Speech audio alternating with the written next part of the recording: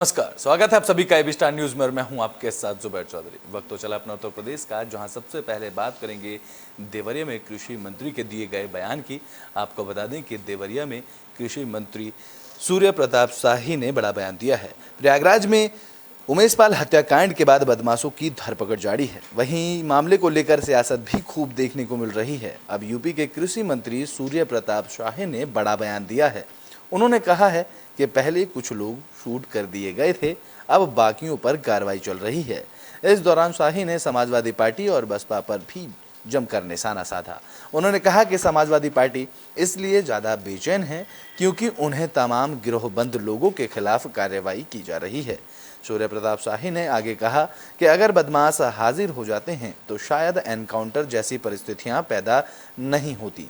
वह लोग पुलिस से मुठभेड़ कर रहे हैं और अगर मुठभेड़ करेंगे तो गोली तो बदमाशों को लगेगी ही। देखिए, 2 दिन तो पहले ही उसी समय शूट कर दिए गए थे और बाकी पर कार्रवाई चल रही है। ये बहुत साफ हो गया है, आज के समाचार पत्रों में भी है कि किस तरीके से जो पहले मायावती जी के रिजीम में अतीक का घर का जो इंक्रोचमेंट का हिस्सा है हटाया गया था और समाजवादी पार्टी के शासनकाल में फिर से उसने उससे आगे बढ़कर के बना लिया। तो क्या नेक्सस रहा है समाजवादी पार्टी के साथ, यह प्रूव हो चुका है और इसीलिए वो बहुत व्याकुल हैं, बेचैनी के भीतर हैं कि हमारे ऐसे तमाम गिरोहबंद लोगों के खिलाफ कार्रवाई की जा रही है। समाजवादी पार्टी शुरू से ही गिरोहबंद और ऐसे सरगनाओं की पार्टी रही है जिन्होंने प्रदेश के आम आदमी के जनजीवन को दूभर करके रखा था। आज शक्ति के साथ उनके खिलाफ कार्रवाई हो रही है। यदि वो हाजिर हो जाते तो शायद ये परिस्थितियाँ न पैदा होती। नहीं हाजिर हो रहे हैं और मुठभेड़ कर रहे हैं पुलिस के साथ, तो मुठभेड़ करेंगे तो पुलिस लाओगे पुलिस पर तो तुम। तो ब्रिटेन में बात अब फर्रुखाबाद की कर लेते हैं, जहां अस्पताल में गर्भवती महिला मौत के बाद हंगामा कर दिया। बता दें कि उनके परिजनों ने अस्पताल परिसर में ही हंगामा खड़ा कर दिया। फर्रुखाबाद में गर्भवती महिला की मौत के बाद जमकर हंगामा देखने को मिला। ये मामला कमालगंज थाना इलाके के SN हॉस्पिटल का बताया जा रहा है, जहां परिजनों का आरोप है कि अस्पताल प्रबंधन की लापरवाही के कारण महिला की मौत हुई है। परिजनों की माने तो जिस वक्त अस्पताल में महिला की तबीयत बिगड़ी उस वक्त एक भी डॉक्टर मौजूद नहीं था। हालात गंभीर होने के बाद महिला को रेफर किया गया, लेकिन रास्ते में ही उसकी मौत हो गई, जिसके बाद परिजनों ने जमकर हंगामा किया है। तो बात करते हैं फर्रुखाबाद की, जहां अस्पताल परिसर में मृतक महिला के परिजनों ने हंगामा किया है। बता दें कि महिला के परिजनों ने आरोप लगाया कि अस्पताल प्रबंधन की लापरवाही के कारण गर्भवती महिला की मौत हुई है, जहां सीधे तौर पर परिजनों ने आरोप लगाया है कि अस्पताल में एक भी डॉक्टर मौजूद नहीं था, जिसके बाद महिला को दूसरे अस्पताल रेफर कर दिया गया और उसके बाद महिला की रास्ते में ही मौत हो गई। इसके बाद गर्भवती महिला की मौत होने के बाद उनके परिजनों ने अस्पताल परिसर में हंगामा किया। क्या स्टाफ डॉक्टर एसएम हॉस्पिटल नहीं है, इसी में भर्ती थी। तो उन्होंने कहा अभी 3 बजे से भर्ती नहीं, तो अभी तक उन्होंने कहा आपकी मर्जी हो तो ले जा सकते हो, अभी रात में यहाँ कोई वो भी नहीं है, आप जहाँ चाहो वहाँ ले जाओ। यहाँ लाते लाते वहीं खत्म हो गई। बिटिया थी कहाँ भर्ती थी? ये कहाँ भर्ती थी? कमालगंज। तो क्या दिक्कत हो गई थी? जो इन्हें घबराहट थी। बच्चा अच्छा होने को था। हाँ। तो फिर क्या कह दिया उन्होंने? नहीं, बच्चा अभी टाइम नहीं था। तो ब्रिटेन में बात झांसी के गुरसराय की, जहां पुलिस और बदमाशों के बीच मुठभेड़ हुई। इस दौरान पुलिस ने 2 बदमाशों को गिरफ्तार किया है। झांसी के गुरसराय में पुलिस और बदमाशों के बीच मुठभेड़ की खबर सामने आई। मुठभेड़ एचर रोड पर हुई। जानकारी के मुताबिक खेरो गांव में डकैती की वारदात को अंजाम देने वाले बदमाशों ने पुलिस को देखकर उन पर फायरिंग शुरू कर दी थी, जिसके बाद जवाबी कार्रवाई में पुलिस की गोली लगने से एक बदमाश घायल हो गया। तो वहीं पुलिस ने 2 आरोपियों को गिरफ्तार कर लिया है। जानकारी के मुताबिक बदमाश एरच की ओर जा रहे थे, जहां छिरौरा के पास चेकिंग के दौरान पुलिस को देखकर बदमाश भागने लगे थे। पुलिस ने घायल बदमाश को गुरसराय CHC में भर्ती कराया है, जहां से उसे मेडिकल कॉलेज झांसी रेफर कर दिया गया है। बदमाश के पास बैग में करीब 2 लाख रुपए मिले हैं, जिसको पुलिस ने बरामद किया है।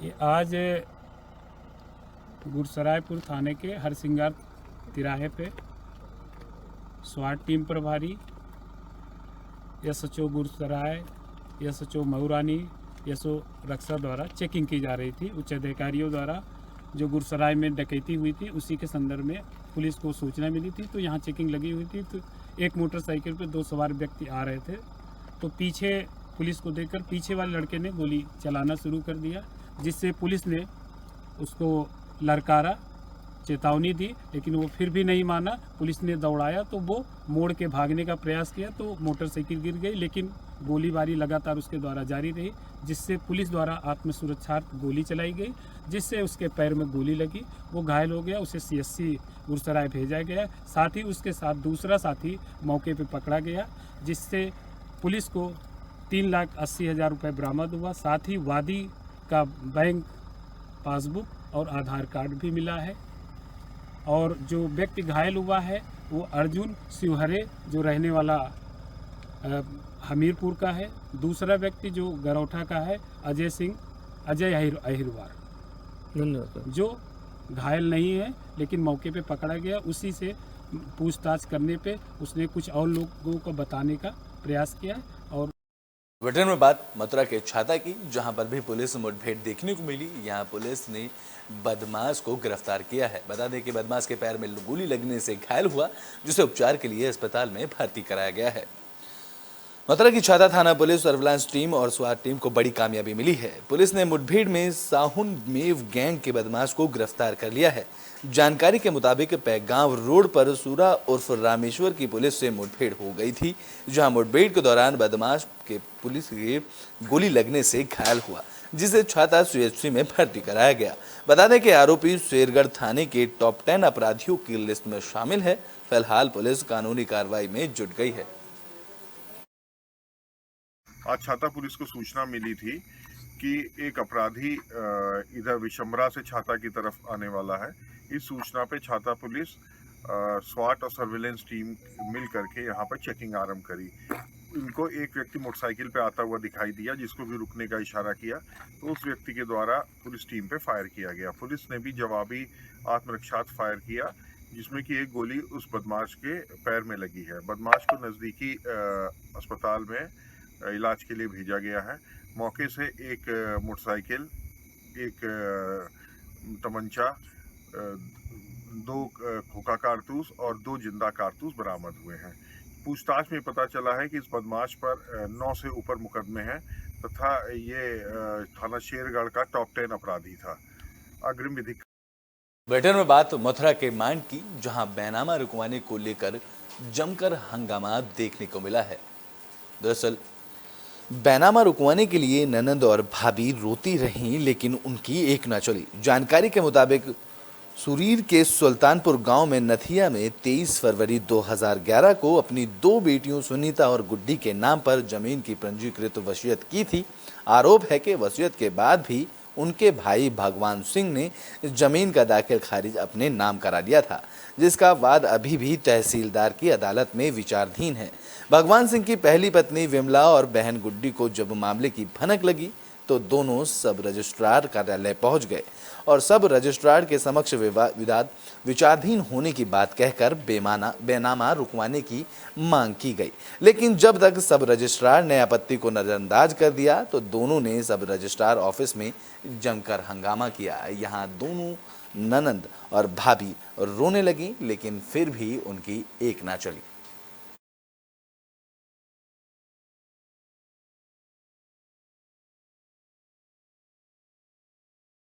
बुलेटिन में बात हम मथुरा की कर लेते हैं, जहां ढाबा संचालक की मौत की गुत्थी सुलझ गई है।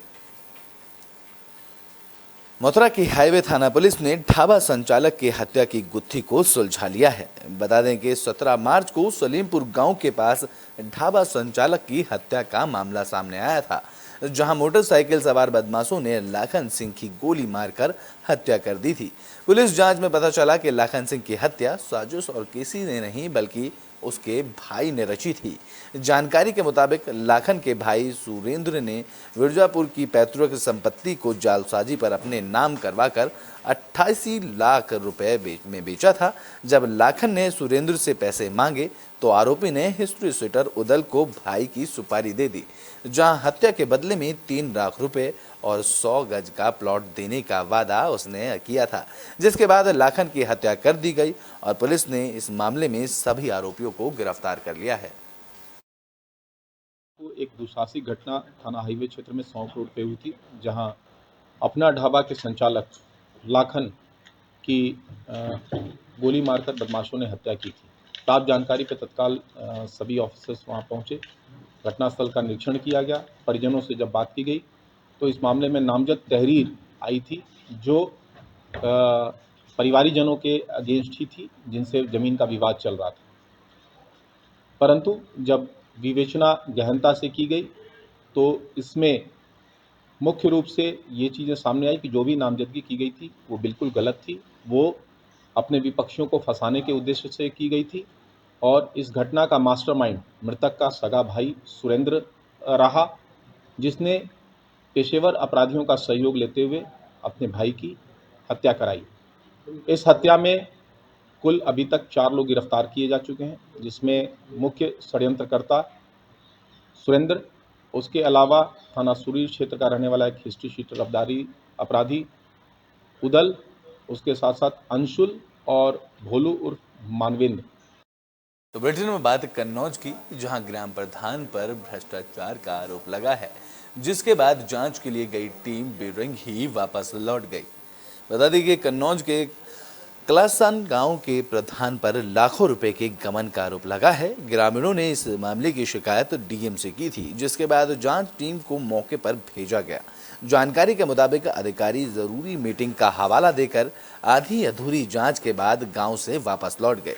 बता दें कि ग्राम प्रधान जनवेश यादव के खिलाफ शिकायत मिलने पर डीएम ने 2 सदस्यों की टीम बनाई थी।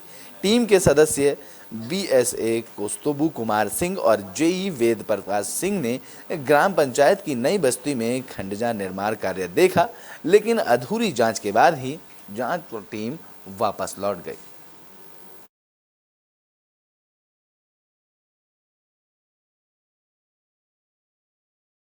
तो बुलेटिन में बात अब गाजियाबाद की कर लेते हैं, जहां कबाड़ के गोदाम में आग लगी, जिसके बाद कड़ी मशक्कतों के बाद आग पर काबू पाया गया। गाजियाबाद के नंदग्राम थाना इलाके से बड़े हादसे की खबर सामने आई है। यहां एक कबाड़ के गोदाम में लगी आग की चपेट में आने से मां बेटी समेत 8 लोग झुलस गए हैं। मां बेटी को संजय नगर संयुक्त अस्पताल में भर्ती कराया गया, जबकि बाकियों को प्राइवेट अस्पताल में भर्ती कराया गया है। बता दें कि 4 लोगों की हालत गंभीर बताई जा रही है। इस मामले की जानकारी मिलने के बाद फायर ब्रिगेड की 5 गाड़ियों मौके पर पहुंची और कड़ी मशक्कत के बाद आग पर काबू पाया गया। जानकारी के मुताबिक खाली जमीन में कबाड़ का गोदाम बना हुआ था। घटना के वक्त कुछ लोग, महिला और बच्चे कूड़ा बनाने आए थे।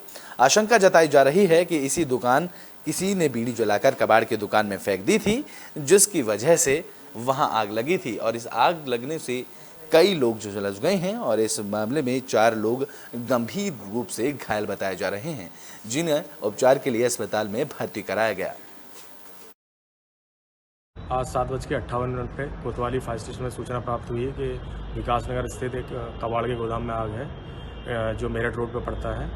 तत्काल हमारी फायर स्टेशन कोतवाली से 3 गाड़ियाँ, एक गाड़ी वैशाली से, एक गाड़ी साहिवाबाद से घटनास्थल के लिए रवाना हुई और फायर फाइटिंग चालू की। वहाँ पे घटनास्थल पे चारों तरफ से आग को घेरते हुए पूर्ण रूप से बुझा दिया गया है।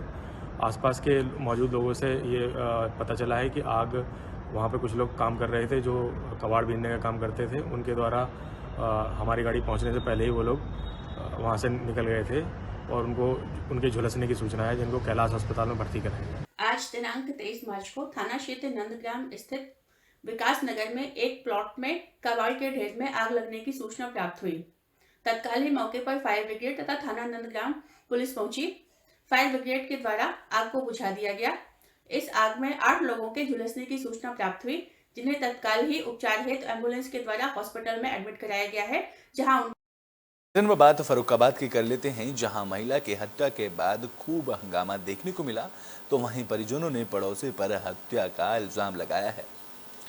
फर्रुखाबाद में एक महिला की हत्या का मामला सामने आया है। ये घटना सदर कोतवाली इलाके के देवरामपुर गांव की बताई जा रही है। जानकारी के मुताबिक महिला रेशमा देवी घर में अकेली रहती थी, जहां महिला की हत्या के कई घंटे बाद जब पड़ोसियों ने घर खोला तो देखा कि परिजनों को जानकारी दी। वहीं परिजनों से सूचना मिलने के बाद पुलिस की टीम मौके पर पहुंची, जहां परिजनों का आरोप है कि महिला का पड़ोसी के साथ कई बार विवाद हुआ था, जिसके चलते उसकी हत्या की गई है। फिलहाल पुलिस ने शव को कब्जे में लेकर पोस्टमार्टम के लिए भेज दिया है और पुलिस इस पूरे मामले की जांच में जुट गई है। ये थाना फर्रुखाबाद क्षेत्र के अंतर्गत ये गीतापुरम नई बस्ती है, जहाँ पर ये रेशमा देवी वाइफ ऑफ कल्लू बाथम, इनकी उम्र करीब 60 से 65 वर्ष के बीच में है। तो ये घर पर अकेली रहती थी और आज करीब 21:56 पर यूपी 112 पर सूचना दी गई इनके पड़ोसी के द्वारा कि यहाँ पर ये जो इनके घर के अंदर इनकी डेड बॉडी पड़ी हुई है। मौके पर आकर जो सीन ऑफ क्राइम है उसको सिक्योर किया गया है और फॉरेंसिक टीम को भी बुलाया गया है। मेरे द्वारा एडिशनल एसपी के द्वारा सीओ के द्वारा घटनास्थल का निरीक्षण किया गया है। जो इनके मुंह पर किसी ब्लंट ऑब्जेक्ट से वार किया गया है, जिससे कि उनको चोट कारित की गई है और जिसके कारण प्रतीत होता है उससे कि इनकी मृत्यु हुई है। बाकी पीएम इनका करवाया जा रहा है वीडियोग्राफी और पैनल के द्वारा, जिससे पता चल सके कि मृत्यु का असली कारण क्या है। और हमारी जो 4 टीमें हैं वो उसको इसमें लगाया गया है और जल्द से जल्द घटना का अनावरण किया जाएगा। जो भी तहरीर अभी उनके परिवारजनों से मिलेगी उस पर उचित धाराओं में मुकदमा दर्ज कर आगे। तो बुलेटिन में बात कर लेते हैं मथुरा के मांड की, जहां मुख्यमंत्री सामूहिक विवाह योजना के तहत कार्यक्रम का आयोजन किया गया। मथुरा के मांड में मुख्यमंत्री सामूहिक विवाह योजना के तहत कार्यक्रम का आयोजन किया गया, जिसमें 170 जोड़े पाणिनि सूत्र में बंधे। कार्यक्रम में पहुंचे मुख्य अतिथि विधायक राजेश चौधरी ने कन्याओं को उपहार भी दिया। बता दें कि सामूहिक विवाह कार्यक्रम का आयोजन मांड के एसडी ग्रांड पैलेस में हुआ, जहां विधायक राजेश यादव ने सभी नवदंपतियों को आशीर्वाद भी दिया। जिसके बाद विधायक ने कहा कि प्रदेश की गरीब बेटियों के हाथ पीले करवाने की जिम्मेदारी बीजेपी सरकार की है। इस योजना के जरिए फिजूल खर्ची को भी रोका जा सकता है। देखिए 170 बेटे बेटियां यहाँ शादी के पवित्र बंधन में बंध रहे हैं और एक महत्वाकांक्षी योजना है उत्तर प्रदेश सरकार की, योगी जी के नेतृत्व में। योगी जी उत्तर प्रदेश के परिवार के मुखिया होने का पूरा अपना धर्म निभा रहे हैं। सब बच्चियों की यहाँ शादी हो रही है। अधिकारीगण, हम सब लोग, पत्रकार बंधु, सबको मैं बहुत बहुत शुभकामनाएं देता हूँ। और बच्चों के अभिभावक के रूप में हम सब यहाँ उपस्थित हुए और ये बच्चे अपने जीवन में निरंतर तरक्की करें, मैं इनके उज्जवल भविष्य की कामना। अपना उत्तर प्रदेश में अभी के लिए बस इतना ही। देश और दुनिया की तमाम खबरों के लिए देखते रहें एबी स्टार न्यूज़।